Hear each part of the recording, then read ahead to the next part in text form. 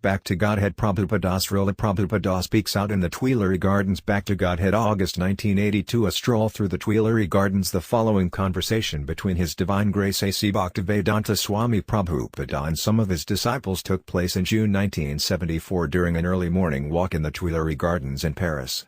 Srila Prabhupada, what do you understand the word Maya to mean? Devotee, placing value on something without seeing its relation to Krishna.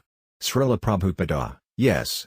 Maya is explained very nicely in the Srimad Bhagavatam, February 9, 1934, Arti Irtham Yat Pratyadana Pratyada Katmani Tadvidayad Atmanomayam Yathabasa Yadatam. Seeing something to be disconnected from Krishna is Maya, or illusion, because we are forgetting the original reality while taking the reflection to be very important. For example, suppose the sun is reflected in the water and then shines on the wall.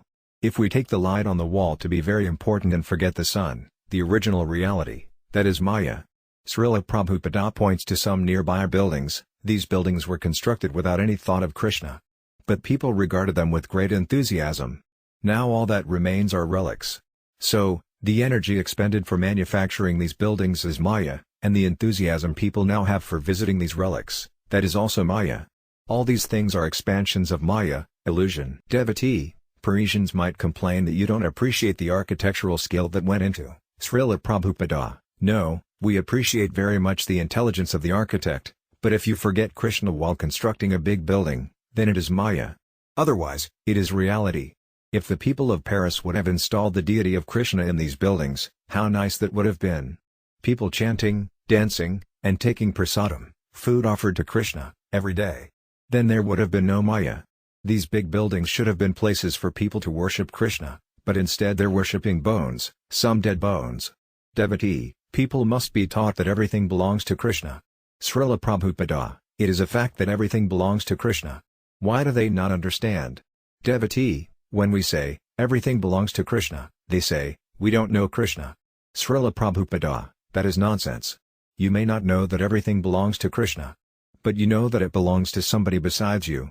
He may be called Krishna or something else, that doesn't matter, but nothing belongs to you. How can you deny it? Suppose I come here to Paris and stay for 1 week. Does that mean Paris is mine? Similarly, you come from the womb of your mother and stay in the world for, say, 80 years. Does that mean the world belongs to you? So why are you claiming, this is France? This is Europe. This is America. This is my country? Before your birth the land was here, and when you go it will remain here. So how can you claim that it is yours? What is the answer? Devotee, the land belongs to the person who created it. Srila Prabhupada, and who created it? Devotee, nature. Srila Prabhupada, what is that nature? Devotee, the life force working behind. Srila Prabhupada, nature is Krishna's energy, Mayadiksena Prakashsuyat Sakarakaram. So everything is created by Krishna, and everything belongs to Krishna.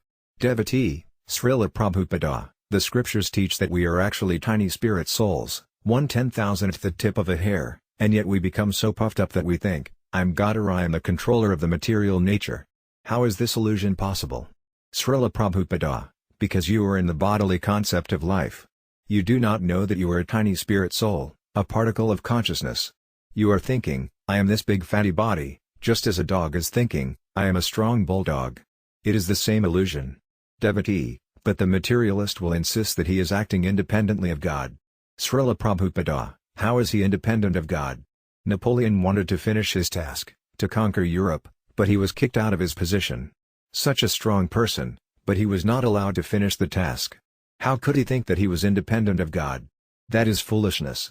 He was subject to being kicked out of his body at any moment, yet he was still thinking, I am independent. Where was his independence? He was simply falsely puffed up. And now, after being kicked out, if he has taken the body of a cat or dog, what was the benefit of all his previous activities? In the Bhagavad Gita, 3.27, Krishna says, Prakriti kriyamanani guna karmani sarvasha, everything is going on under the stringent laws of nature. But we are such fools that we think we are independent. Devotee, Srila Prabhupada, in Bhagavad Gita Krishna says that whatever we think of when we die will determine our next birth. So is it true that a materialist's accumulated mental impressions force him to take another body?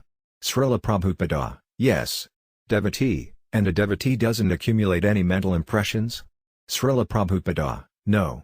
He has mental impressions, his mental impressions are of Krishna. He's always thinking of Krishna. For example, we may have some propensity to create a beautiful place like this park. We have creative energies. Therefore it is advised, Nirbandha Krishna Sambandhe, create for Krishna. In India people have also created big fort-like buildings, but they are temples for worshipping Krishna. If the people who built this park had spent their energy for creating it in relationship to Krishna, they would have been purified. But because this park is simply meant for sense gratification, we know that the people who built it were under the laws of nature. So they increase their material contamination. You may create so many things, but if you become contaminated by the modes of material nature and have to accept the body of a cat or dog, then what is your benefit?